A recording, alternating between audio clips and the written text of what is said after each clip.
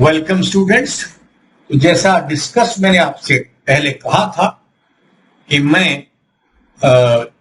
अब हम इस कोर्स को आगे चलाएंगे स्टार्टिंग से, बिल्कुल इनिशियल बेसिक्स।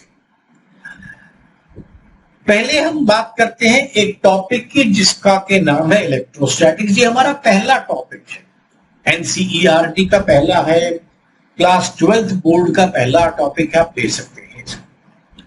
अब इसमें हमें इलेक्ट्रोस्टैटिक्स को स्टडी करना है, पर इलेक्ट्रोस्टैटिक्स को स्टार्ट करने से पहले आपको एक बात ये बता देना चाहता हूं कि आप लोग जितने भी बच्चों क्लास 12th में हैं, आप लोगों को कुछ चीजें क्लास 11th की आपको आनी चाहिए, जिससे आपको क्लास 12th को पढ़ने में तकलीफ ना हो। आप लोगों में से जो आराम से कर सके उनको एक बार रिवाइज जरूर कर लीजिएगा। मैं बताता हूं कि आपको क्लास 11th में जो फर्स्ट चैप्टर है, जिसको आप डायमेंशंस, यूनिट्स वाला चैप्टर कहते हैं, उसमें तो आपको मालूम है यूनिट्स और डायमेंशंस के अंदर आपको डायमेंशंस निकालनी आनी चाहिए कॉम्पिटिशंस के लिए, और यूनिट आपको अब तक तो काफी सारी याद भी हो गई होंगी और वो निकालनी भी आपने सीख ली। तो ये तो हुआ यूनिट्स एंड डायमेंशंस की बात। जो पहला चैप्टर है motion 1 dimension, motion in 2 dimension, ये दोनों आपके लिए काम किए हैं, because projectile motion 1 dimension motion और प्रोजेक्टाइल और 1 डायमेंशन के बीच का वेक्टर। तो वेक्टर में आपको फोर्सेस को रिजॉल्व करना, अब हम फोर्सेस बोलिए, वेक्टर्स बोलिए, फील्ड बोलिए, माने किसी भी वेक्टर को रिजॉल्व करना, वेक्टर्स का रिजल्टेंट निकालना, और दो वेक्टर्स का स्ट्रेट अवे फॉर्मूला भी आपको मालूम है, r square is equal to p square plus q square plus 2p q cos alpha, जिसे आप पैरेललोग्राम लॉ ऑफ फोर्सेस के नाम से जानते हैं। वो वेक्टर आपको निकालने आने चाहिए। इसके बाद लॉज ऑफ मोशन के basic concept, F is equal to ma, laws of motion के जो बेसिक कॉन्सेप्ट्स है उनको आप यूज करना, वो आपको आना चाहिए। और वर्क पावर एनर्जी, ये चैप्टर आपको ज्यादा इस्तेमाल होगा पोटेंशियल एनर्जी, काइनेटिक एनर्जी के कॉन्सेप्ट्स के ऊपर, पावर एटसेट्रा। तो यहां तक को मैं नॉर्मली बोला करता हूं कि ये आपके लिए इस फिजिक्स की आत्मा है, मतलब ये इसके बिना आपका शरीर या बिल्डिंग नहीं बन पाएगा, ये बिल्डिंग ब्लॉक्स है आपके फिजिक्स के। तो ये आपको पक्के होने चाहिए। इसका करते ही आपके पास 25 से 30% या 40% तक फिजिक्स आपकी पक्की हो जाती है। वो आपको क्लास 11th की आनी चाहिए। 12th में जहां जहां इसका जैसा जैसा यूज है वो मैं आपको बताता रहूंगा। कहीं पर डिटेल में करना होगा आप मुझे कमेंट कीजिएगा, उस टॉपिक को मैं डिटेल में भी करा दूंगा। आप चलते हैं इसके आगे की बात पर। ग्रेविटेशन बिल्कुल इलेक्ट्रिकल फील्ड की तरह है, लेकिन ग्रेविटेशन आता है या नहीं आता उससे फर्क नहीं पड़ेगा, क्योंकि इलेक्ट्रोस्टैटिक्स के फील्ड आपको आ जाएंगे तो ग्रेविटेशनल फील्ड भी आ जाएगा।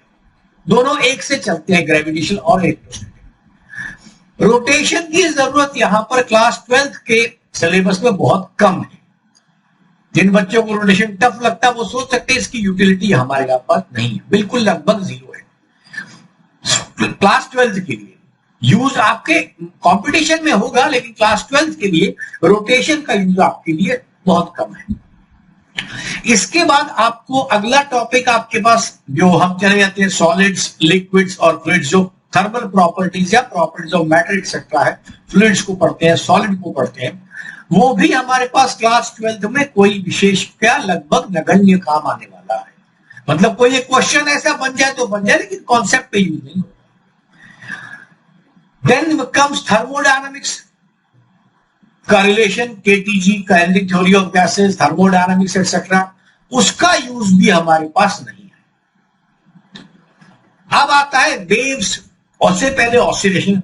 हाँ, ऑसिलेशन का भी यूज आपको नहीं है, लेकिन आप जानते हो वेव्स की कुछ प्रॉपर्टीज को स्टडी करने के लिए ऑसिलेशन जरूरी है। तो वेव में आपने जो पढ़ा है, बेसिकली हम लोग क्लास 11th में बेसिकली साउंड वेव पढ़ रहे हैं, जो हमारे पास लॉन्गिट्यूडनल वेव्स है। तो ट्रांसवर्स वेव हमारे पास ऑप्टिकल वेव में आएगा, जो आपके काम आएगा। तो उस समय आपको वेव्स के पुराने कॉन्सेप्ट, वही crest, trough velocity is frequency into lambda, बस इतना सा ही बेसिक आना चाहिए, और कोई चीजें खास विशेष क्लास 11th की आपको तकलीफ नहीं है। तो जिन लोगों को ये चीजों में प्रॉब्लम आई है जो मैंने आपको बताया, पहले चैप्टर के बाद डायमेंशन से लेकर के आपको वहां तक तो आना ही आना है। Kinetic theory, sorry kinetic energy, potential energy और वर्क पावर एनर्जी, वो आपको आना ही पड़ेगा क्योंकि वो आत्मा है फिजिक्स की। अगर आपको उसमें प्रॉब्लम है तो आपको दोबारा रिवाइज उस तरह हिस्से को कर लेना चाहिए। लेकिन इसके आगे की जो हमने बात करी है वो सारे चैप्टर में हल्का सा वेव्स आपके पास काम आएगा, रोटेशन हो गया, थर्मल प्रॉपर्टीज हो गया, ये सारी चीजें आपके काम नहीं आने। आई प्रेज्यूम यहां तक आपको पुरानी चीजों की बातें क्लियर हो गई होगी। वैसे जब जब ये टॉपिक आएंगे मैं आपको याद कराता रहूंगा, लेकिन मैक्सिमम आपको वेक्टर्स का रेजोल्यूशन आपको पता है, कॉस थीटा साइन थीटा निकाल के किया करते थे, और कौन से वेक्टर्स जुड़ जाएंगे कौन से कैंसिल हो जाएंगे, इसके कॉन्सेप्ट को आपको यूज करना, ये आपके काम आएगा। अब हम चलते हैं इसके बाद इलेक्ट्रोस्टैटिक्स के ऊपर। देखिए एक शब्द है इलेक्ट्रिसिटी। इलेक्ट्रिसिटी शब्द जो है, हमको लगता है इलेक्ट्रिसिटी इलेक्ट्रॉन से आया होगा या कुछ ऐसा, लेकिन आपकी जानकारी के लिए इलेक्ट्रिसिटी शब्द पहले आया, इलेक्ट्रॉन बाद में आया। प्री हिस्टोरिक टाइम पे, पुराने समय पे इलेक्ट्रिसिटी शब्द कहां से आया आपको पता है? सबसे पहली इलेक्ट्रिसिटी हमारी बुक में बताई जाती है फ्रिक्शनल इलेक्ट्रिसिटी। किन्हीं दो चीजों का आप रब करेंगे, बालों से कंघी को रब कीजिए, अलग अलग टाइप की चीजों का रब करेंगे तो फ्रिक्शनल इलेक्ट्रिसिटी प्रोड्यूस होती है। तो उस समय ऐसा माना जाता था कि हर बॉडी में कुछ एक फ्लूइड है और उस फ्लूइड का नाम है इलेक्ट्रिसिटी। जब आप रब करते हैं तो एक से फ्लूइड दूसरे में ट्रांसफर कर जाता है, तो किसी में इलेक्ट्रिसिटी ज्यादा होगी किसी में कम होगी, ऐसा पुरानी नोशन थी। अब जैसे जैसे साइंस ने तरक्की की, मैं आप बार बार कहता हूं फिजिक्स को पढ़ने के लिए आपके दिमाग में ये होना चाहिए, जैसे जैसे नेचर को आप स्टडी करते गए फिजिक्स के नए लॉज बनते गए। तो आपने जैसे जैसे और साइंस से तरक्की करी, फिजिक्स से तरक्की करी, तो आप ये चेक कर पाए कि हमारे पास अगर फ्लूइड एक ऐसी चीज है, अगर फ्लूइड एक ऐसी चीज है जो लिक्विड में रब करने से निकल जाती है दूसरे में चली जाती है, तो इसका मतलब उस बॉडी का मास भी बढ़ना चाहिए। देसी भाषा में हमने क्या कहा, उसकी इलेक्ट्रिसिटी बढ़ गई, मैंने वो इलेक्ट्रीफाई हो गया। इलेक्ट्रीफाई होना एक बात है, लेकिन उसका मास बढ़ना चाहिए। अगर इलेक्ट्रिसिटी एक फ्लूइड होता तो वो तो था नहीं, इसके लिए वो थ्योरी बाद में वायलेट हो गई कि इलेक्ट्रिसिटी हमारे पास फ्लूइड के फॉर्म में नहीं है, लेकिन इलेक्ट्रिसिटी एज ए लिक्विड उनका माना था, और वही शब्द आज भी प्रिविलेंट है। तो ये समझिए ये इलेक्ट्रिसिटी का बेसिस था। अब इलेक्ट्रिसिटी का मतलब क्या हुआ, जो टॉपिक का देखिए नाम हमने क्या लिखा, इलेक्ट्रोस्टैटिक्स। इलेक्ट्रोस्टैटिक्स, स्टैटिक शब्द आप जानते हैं, स्टैटिक का मतलब आप जानते हैं क्या होता है, anything which is at rest. तो चार्जेस जो जब तक रेस्ट में हैं तब तक आपने इस इलेक्ट्रोस्टैटिक्स में पढ़ना है। चार्जेस जब तक रेस्ट में, चार्ज ने एक बार चलना शुरू कर दिया तो वो मूवमेंट ऑफ चार्ज शुरू हो गया, वही बन गया आपके पास करंट इलेक्ट्रिसिटी। तो करंट इलेक्ट्रिसिटी की बात अभी नहीं हो रही है, हमारी मूवमेंट सारी बात हो, सिर्फ चार्जेस विचार है। तो पहला सवाल है ये चार्ज क्या है, पहला क्वेश्चन तो यह है चार्ज क्या है, चार्ज की प्रॉपर्टी क्या है, कोई चीज चार्ज है कैसे पता लगे, एटसेट्रा एटसेट्रा। तो सबसे पहले चार्जेस के बारे में, अब तो हम साइंस से जानते हैं, हमारे पास इलेक्ट्रॉन, प्रोटॉन, न्यूट्रॉन, ये तीन शब्द आ चुके हैं, हर एटम में ये तीनों चीजें होती है, हाइड्रोजन को छोड़ करके, तो उसमें अब हमें आ गया। लेकिन पहले चार्ज के बारे में कि चार्ज है क्या, तो सबसे पहले नेचर को देखकर ये कहा गया कि चार्जेस हमारे पास क्या है। चार्जेस हमारे पास दो टाइप के हैं। आपने कहा पहला एक हो गया मेरे पास पहले टाइप का चार्ज हो गया मेरा पॉजिटिव चार्ज, और दूसरे टाइप का चार्ज मेरे पास हो गया नेगेटिव चार्ज। ये हमारे पास क्या है, चार्जेस मुझे पता लगे दो टाइप के चार्ज होते हैं, पॉजिटिव चार्ज और नेगेटिव चार्ज। अब अगर भाई साहब किसी बॉडी में, जैसे अब मास की बात कीजिए, किसी बॉडी में मास है तो क्या है, उसमें इनर्शिया है, आपको मालूम है मास है तो इनर्शिया होगा। मास है उसको ग्रेविटी खींचेगी, बॉडी जमीन पर नीचे गिर जाएगी, छोड़िए अगर एमजी है नीचे गिरे, इत्यादि कुछ चीजें, ऐसे कुछ एक्सपेरिमेंट। तो आपके पास अगर चार्ज है तो सवाल है यार इस चार्ज की कोई प्रॉपर्टी तो होगी। मास की क्या प्रॉपर्टी है, आपके पास 1 किलो मास है, उसमें 200 ग्राम और जोड़िए तो नया मास 1.2 kg बन जाएगा। तो आपने मास को जोड़ के बना दिया। मासेस एक दूसरे को अट्रैक्ट करते हैं, ऐसा ग्रेविटी ने कहा, लेकिन उसकी वैल्यू बहुत कम होती है, इसलिए रोजमर्रा की चीजों में आप नहीं देख सकते। एक मोटा एक मोटे को अट्रैक्ट नहीं करता, देखा आपने, तो ग्रेविटी उस तरह नहीं काम करती है, क्योंकि कैपिटल जी की वैल्यू बहुत कम है। तो चार्जेस के मासेस के बीच में अट्रैक्शन तो है, लेकिन वो बहुत कम है ग्रेविटी के अंदर। तो अब ये इन चार्जेस की प्रॉपर्टी पूछने लगे कि इसकी प्रॉपर्टी क्या है।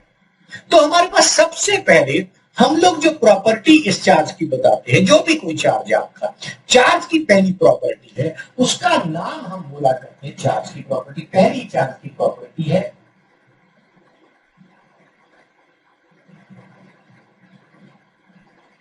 क्वांटाइजेशन।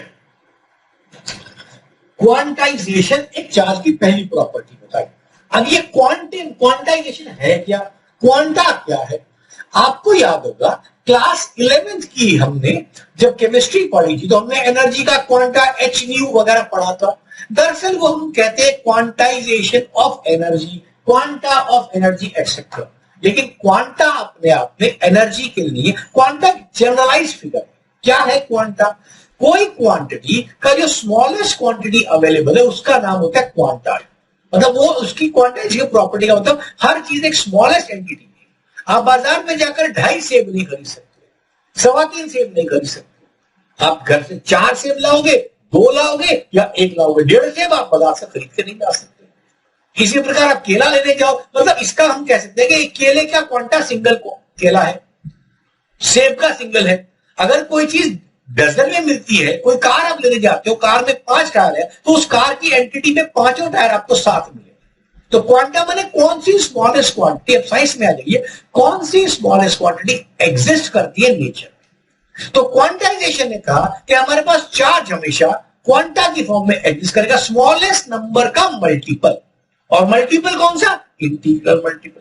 स्मॉलेस्ट क्वांटिटी का मल्टीपल, मल्टीपल कौन सा? इंटीग्रल। सो हम कहते हैं charge on any body will be integral multiple of charge of electron plus minus n into. N क्या है? इंटीजर। एन की वैल्यू हमारे पास क्या हो सकती है? एन हमारे पास होगा 1 2 3, कुछ भी कर लो, ये 1.5 नहीं हो सकता, 1.5 नहीं हो सकता। अब इसको आज की साइंस से अगर आप जोड़े तो आज आपको ये मालूम है कि मेरे पास स्मॉलेस्ट चार्ज इलेक्ट्रॉन होता है। हालांकि आज की तारीख में उसके क्वार्क पढ़ चुके हैं, वो बात हम किसी वक्त अलग से बता दूंगा आपको, सिलेबस में आपके नहीं। तो हमारे पास चार्ज इलेक्ट्रॉन का सबसे छोटा है, तो उसका मल्टीपल किसी बॉडी पर चार्ज होगा। ठीक, अब वो चार्ज इलेक्ट्रॉन की वैल्यू कितनी आपको ये पता है? स्मॉल ई से डिनोट करते हैं इलेक्ट्रॉन की चार्ज की वैल्यू, व्हिच इज -1.6 टाइम्स 10⁻⁻90। अभी कूलम क्या, अभी इसको डिफाइन करना है, लेकिन स्मॉलेस्ट चार्ज किसी बॉडी के ऊपर इतना आएगा। कितना आएगा? 1 charge of electron -1.6 into 1.6 into 10⁻19। अब अगर आपने किसी एटम से 1 इलेक्ट्रॉन ले लिया तो एटम तो पॉजिटिव चार्ज हो गया, तो ई की वैल्यू ये ली जाती है। यहां पर क्या प्लस माइनस एन ई क्यों है? कि आपने इलेक्ट्रॉन लिया है कि दिया, आपकी मर्जी। लिया भी हो सकता है, आपने दिया भी हो सकता है। इन दोनों में अगर आपने किसी से इलेक्ट्रॉन ले लिया तो आपके पास क्या हो गया? वो बॉडी पॉजिटिव चार्ज होगी। किसी पर आपने इलेक्ट्रॉन दे दिया तो बॉडी क्या होगी? नेगेटिव चार्ज होगी। क्योंकि देखिए एटम न्यूट्रल है, जितने प्रोटॉन है उतने ही इलेक्ट्रॉन उसके अंदर ऑलरेडी हैं। अब आपने एक्स्ट्रा मिल गया इलेक्ट्रॉन तो वो नेगेटिवली चार्ज हो गया। नेगेटिव, अगर आपने इलेक्ट्रॉन को ले लिया, उसमें से निकाल दिया तो पॉजिटिव चार्ज होगा। दुनिया की हर बॉडी में आप इलेक्ट्रॉन लेने और देने का काम कर सकते हैं। इसलिए इलेक्ट्रॉन की डिलीशन, मैंने कोई गायब कर दिया तो उसका नाम हो गया आपके पास, वो बॉडी पॉजिटिवली चार्ज होगी। इलेक्ट्रॉन आपने उसको दे दिया वो बॉडी होगी नेगेटिवली चार्ज। सीधी सी बात। तो ये पहली प्रॉपर्टी आई क्वांटाइजेशन। मास में आपने क्वांटाइजेशन नहीं पढ़ा था, हालांकि मास को अगर क्वांटाइज करना चाहे तो स्मॉलेस्ट इलेक्ट्रॉन तक आ जाएंगे मास में, लेकिन वो नहीं है। चार्ज में हमने कहा चार्ज एग्जिस्ट इन क्वांटा। तो डेफिनेशन हम क्या बोलते हैं इसकी, क्वांटाइजेशन की? Charge exist on any body as an integral multiple of smallest charge, that is electron. इसके बाद मैथमेटिकली हम यूज करूं प्लस माइनस एन ई। मैंने डेफिनेशन बता दिया आपको। अब बात करते हैं हम दूसरी प्रॉपर्टी की, चार्ज की जो दूसरी प्रॉपर्टी हमारे पास आती है उसका नाम है कंजर्वेशन।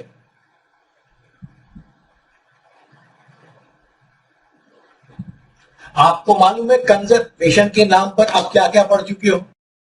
आप अच्छी तरह जानते हैं कंजर्वेशन नाम पर आप जानते हैं conservation of energy, conservation of blah blah, बहुत सी चीजों का कंजर्वेशन पढ़ चुके हैं। तो इसी तरह ये कंजर्वेशन है, मतलब चार्ज विल रिमेन कंजर्व, क्योंकि इलेक्ट्रॉन ना मरेगा ना कोई पैदा कर सकता है। इलेक्ट्रॉन जितने हैं यूनिवर्स में उतने ही हैं। अब कंजर्वेशन हम कहां बात करते हैं? Let's go back slightly to our thermodynamics. आपको याद है थर्मोडायनामिक्स में आपने 3 टाइप के सिस्टम पढ़े थे, 3 सिस्टम पढ़े आपने, ओपन, क्लोज्ड, आइसोलेटेड। याद है आपको? नहीं याद तो मैं आपको याद करा दूं। ओपन सिस्टम वो होता है जिसमें से मास भी बाहर जा सकता है और एनर्जी भी बाहर जा सकती है, ये ओपन सिस्टम है। क्लोज्ड वो है जिसमें से आप मास को नहीं निकाल सकते लेकिन एनर्जी जा सकती है। और आइसोलेटेड, मास भी नहीं एनर्जी भी नहीं। एक तरीके से आइसोलेटेड सिस्टम मतलब आपकी थर्मस फ्लास्क।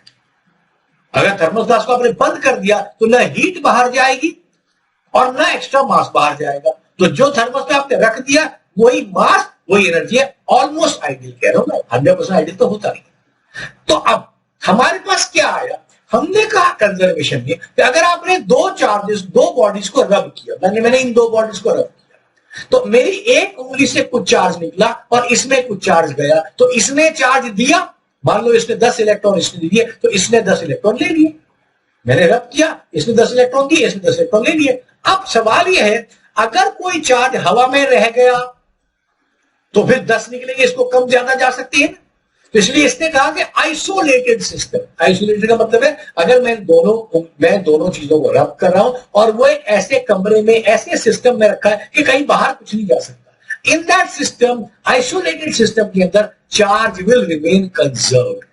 इसलिए हम क्या बोलते हैं, मतलब न चार्ज बाहर जाएगा न अंदर जाएगा। इसलिए हम क्या बोलते हैं, इन एन आइसोलेटेड सिस्टम, क्या बोलते हैं इसको, देखिएगा, आइसोलेटेड सिस्टम में मैथमेटिकली बोलते हैं delta q equal to 0। Delta q क्यों बोला? क्योंकि जो चार्ज इसमें आप देखिए ना वो चार्ज 0 है। डेल्टा मतलब चेंज नहीं होगा। अंदर जितना चार्ज एक ने दूसरे को दिया, दूसरे ने पहले को दिया, उतना ही चार्ज उसमें रहेगा। तो ये दूसरी प्रॉपर्टी है जिसको हम कंजर्वेशन ऑफ चार्ज कहते हैं। अगेन इसके पीछे का प्रिंसिपल वही है कि इलेक्ट्रॉन ना मर सकता है ना कोई पैदा कर सकता है।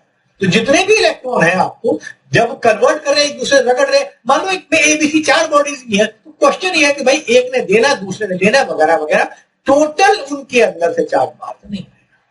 यह है कंजर्वेशन ऑफ चार्ज। सीबीएसई में कभी ये क्वेश्चन पूछा है what are the properties of charge, तो आपकी ये 2 फर्स्ट प्रॉपर्टी, ये सेकंड प्रॉपर्टी कही जाती है, ये 2 प्रॉपर्टी। लेकिन तीसरी एक प्रॉपर्टी है जिसको हम लोग कहते हैं charge is additive in nature.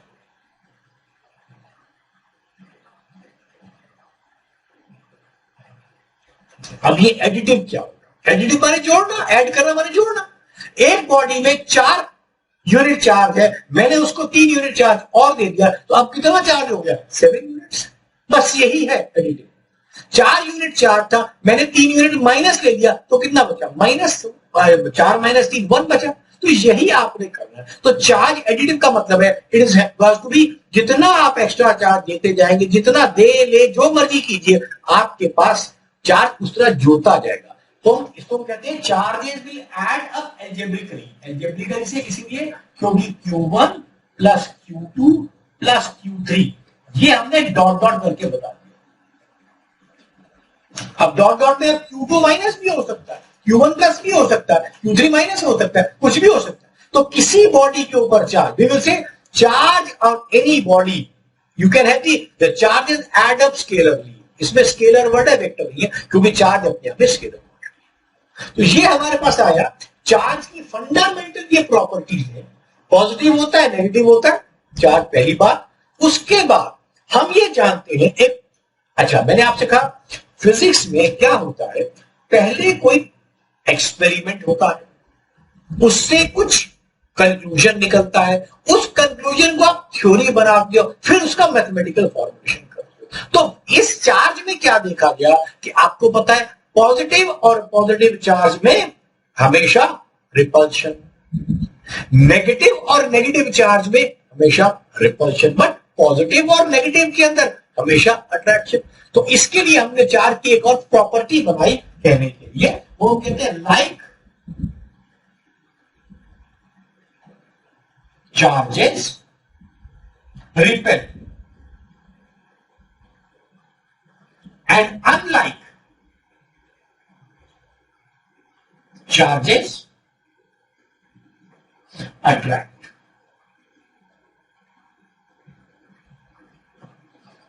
Like charges repel करेंगे, अनलाइक अट्रैक्ट करेंगे। ये हमारा बेसिक फंडामेंटल है। आई होप आपको यहां तक बात समझ आ गई होगी कि हम चार्जेस के बारे में क्या कहते हैं। अब हम बात करेंगे चार्जेस की इंटरएक्शन कैसे होती है। क्लियर? आइए इसके चलते हम आगे।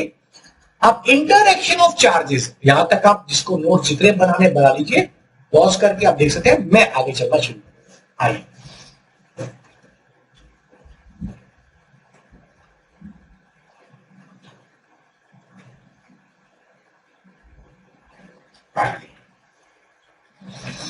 अब हम बात करेंगे। भाई आपने कह दिया इसमें चार्ज होते हैं, हाँ जी होता है। चार्ज की प्रॉपर्टी क्या बता दी आपको, प्रॉपर्टी क्या। अब सवाल ये चार्जेस आपस में क्या करते हैं, हमें पता कैसे लगेगा।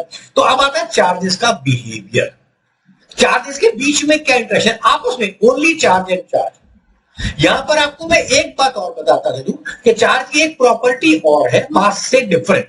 मास के बारे में क्या है, एक बॉडी 6 किलो की है तो वो 6 किलो की रहेगी, लेकिन अगर मास को चलना शुरू करवा दिया आपने तो उसकी वेलोसिटी बदल जाती है। इसको कहते हैं रेस्ट मास एंड मूविंग मास। आपको याद होगा शायद डायमेंशन के चैप्टर में हमारे क्वेश्चन भी था डायमेंशन में, जिसपे फॉर्मूला लिखा था m equals to m not upon 1 minus b by c whole square और इसका रूट। चार्ज मास वेलोसिटी से बदलता है। हम क्या कहते हैं, किसी बॉडी की स्पीड लाइट से बढ़कर नहीं होती। वो इसीलिए कि अगर आपके पास यहां पर v देखिए, v बाई सी है ना, आपने v को कर दिया c के बराबर, तो क्या बन गया 1 minus b by c which is 1। उसका नीचे क्वांटिटी 0 आ गई, तो आपका मास क्या आ गया, इंफिनिटी आ गया। तो पहली बात यह है कि मास इंफिनिटी नहीं हो सकता, इसीलिए वैसे कहते हैं कि ये आइंस्टाइन की थ्योरी में।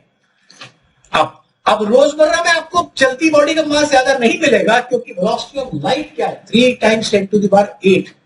उसके कंपेरिजन आपकी स्पीड क्या होगी, आप कितनी गाड़ी चला लोगे, हवाई जहाज चला लोगे, कितना चला लोगे आप, 1000 किलोमीटर चला लोगे, 1500 किलोमीटर चला लोगे, 5000 किलोमीटर चला लोगे, बस यही स्पीड आपकी, वो स्पीड आपकी है ही। और ये 3 लाख किलोमीटर पर सेकेंड है, वो 5000 किलोमीटर पर आवर है। लगा लो आप क्या कर लोगे इस वजह से। ठीक, अब हम इसके आगे चलते हैं कि अब थोड़ा सा आगे इसके, मैंने आपको बता दिया कि मास में आपकी स्पीड है ही बिल्कुल सीधा। देखो आपके कोई भी चीज हो, स्पीड उसकी ज्यादा हो ही नहीं सकती। देखो दिल्ली से बंबई कितनी दूरी है जी, 1500 किलोमीटर। दिल्ली से चेन्नई कितनी दूरी है, लगभग 2000 किलोमीटर। जहाज कितना लेगा, 2 घंटे। तो आपके पास 2000 किलोमीटर के 2 घंटे, तो 1000 किलोमीटर पर आवर हुआ ना। कहां 1000 किलोमीटर, मैं कह रहा हूं 5000 भी मान लो किलोमीटर पर आवर। और वेलोसिटी लाइट की क्या, 3 लाख किलोमीटर पर सेकेंड।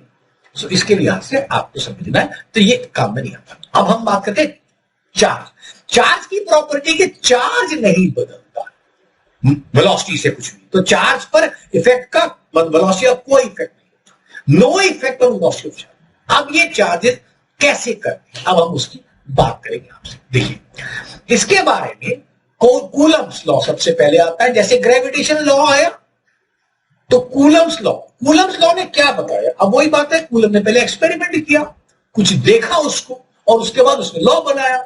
लॉ उसने क्या बताया कि दो चार्जेस के बीच में जो फोर्स होती है वो दोनों के प्रोडक्ट के प्रोपोर्शनल है। जब हम ये प्रोपोर्शनैलिटी साइन लगाते हैं, इसका ये मतलब होता है कि Q1 Q2 की ही बात कर रहा हूं मैं, अभी डिस्टेंस की बात नहीं कर रहा हूं। जिस समय मैंने Q1 Q2 को कांस्टेंट कर दिया, सिर्फ डिस्टेंस में खेल खेला, तो मेरे पास आता है force is proportional to 1 upon r square. कहना ये चाहता हूं कि एक चार्ज मेरे पास यहाँ पर Q1 है, एक चार्ज मेरे पास यहाँ पर Q2 है और बीच की R है मेरे पास। अब जब ये दोनों चीजें जोड़ दी गई तो हमारे पास इनको मिला करके फॉर्मूला बन गया। इन दोनों को जोड़कर आपने कह दिया, आपने कह दिया F is proportional to Q1 Q2 upon R²। अब आपको प्रोपोर्शनैलिटी का साइन हटाना है, तो आपको जानते हैं प्रोपोर्शनैलिटी का साइन हटाने के लिए आपके पास एक कांस्टेंट लगाना जरूरी है।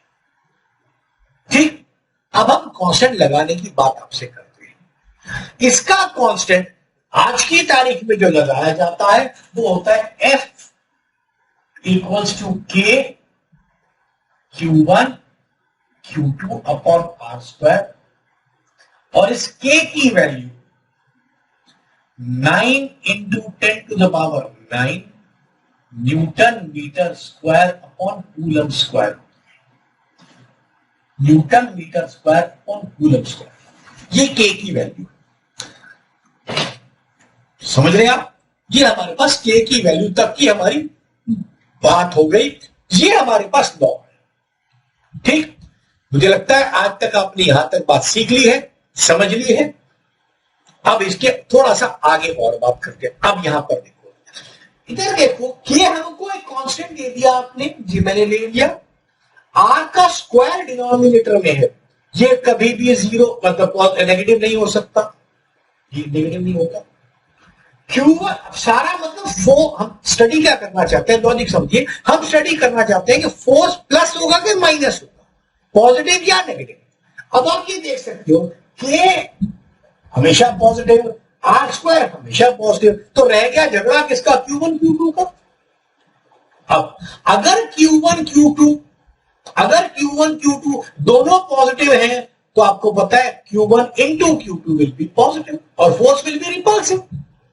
अगर Q1 और Q2 मैं दोनों को नेगेटिव कर देता हूं तो भी आपको मालूम है दोनों माइनस आ जाएंगे, माइनस माइनस का प्रोडक्ट फिर पॉजिटिव। इसका मतलब हर केस में जो मेरे पास फोर्स आने वाली है, अगर वो रिपल्सिव फोर्स है तो repulsive force will be positive. तो मैं मैथमेटिकली कह सकता हूं कि पॉजिटिव फोर्स का मतलब repulsive force.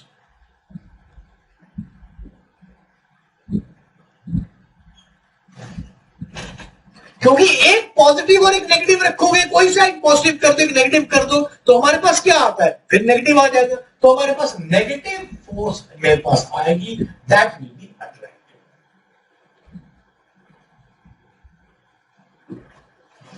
Is that clear? तो हमने देखा कि कूलम ने स्ट्रेट अवे फॉर्मूला दिया। अब ये फॉर्मूला फोर्सेस का है।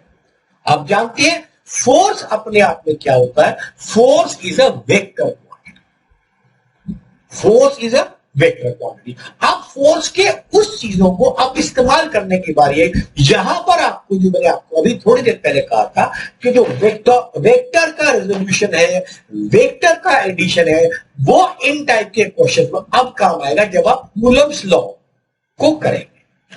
अब सबसे पहले सवाल आया यहां पर, अब यहां पर से हम चलते हैं आगे। पहली बात, हमारे पास, आप थोड़ा सा सोचिए मेरे साथ, अगर आप बात करें, मैं आज आपको एक सोचने के लिए विचार दे रहा हूं और अगली क्लास में मैं उसको ऊपर बात करूंगा। पहले आपके लिए होमवर्क टाइप समझिए। देखो, क्या आपको स्टेटमेंट याद है न्यूटन के सेकेंड लॉ ऑफ मोशन की? F is equal to m a statement नहीं है, वो मैथमेटिकल फॉर्मूला है। F is equal to m is not a station. आपको याद हो, ध्यान दिलाता हूं मैं फिर से, वो क्या थी स्टेटमेंट न्यूटन के सेकंड लॉ की? Rate of change of momentum, rate of change of momentum is directly proportional to force. यही था, rate of change of momentum. तो आपने क्या किया, F proportional to dp by dt कर लिया। ये देखो आपने क्या लिखा था, F proportional to delta p by delta किया, टी किया, इसका एम बाहर ले आए तो आपने m delta v by delta t कर दिया, ये एम आ गया। फिर आपने force equal to k m a कर दिया, और बाद में के को 1 कर दिया, एफ को एम ए करके हमने फॉर्मूला दिया। हमने बड़े प्यार से मोहब्बत से हमने के को 1 कर दिया। अब आपके लिए होमवर्क, अगर के को किसी भी कांस्टेंट को 1 करना इतना ही आसान था तो याद कीजिए जब हमने ग्रेविटेशन किया F = G m1 m2 बार, उसमें G को 1 क्यों नहीं किया हमने? और उस G की तो वैल्यू भी बड़ी खराब है, इसकी तो फिर भी 9 टाइम्स 10⁻9 है, उसकी वैल्यू 6.67 टाइम्स 10⁻11। इसी तरह आपके पास यूनिवर्सल गैस कांस्टेंट है P = nRT, वो R हमने 1 क्यों नहीं किया जी? वो भी R के, इसका मतलब हर कांस्टेंट को 1 करना आसान नहीं है। तो अब आपको यह समझना है कहां पर कांस्टेंट को 1 किया गया और कहां नहीं किया जा सकता है। सिर्फ आपसे सवाल सिर्फ इतना है कि न्यूटन लॉ ऑफ मोशन में उसमें कांस्टेंट हमने 1 कर दिया, ग्रेविटेशन में 1 नहीं किया, ग्रेविटेशन में 1 नहीं किया और नहीं गैस लॉ में 1 किया। तो 1 कब कर सकते हैं, कब नहीं कर सकते, और फिर इसकी वैल्यू का क्या मतलब है क्या? ये आपके लिए होमवर्क है कि हमने कांस्टेंट कब 1 कर सकते हैं अपने आप, कब नहीं कर सकते, या उसमें, या दूसरा सवाल समझिए कि उसमें 1 क्यों कर दिया, इस बाकियों में क्यों नहीं करता, जी में कर लेते बाकियों में क्यों नहीं किया, ऐसा समझ लीजिए। तो इस सवाल का उत्तर आप कमेंट बॉक्स में लिख दीजिएगा, मैं अगली बार उसके बाद आपको क्यों है ऐसा उसको समझ करके आपसे बात करूंगा। Thank you.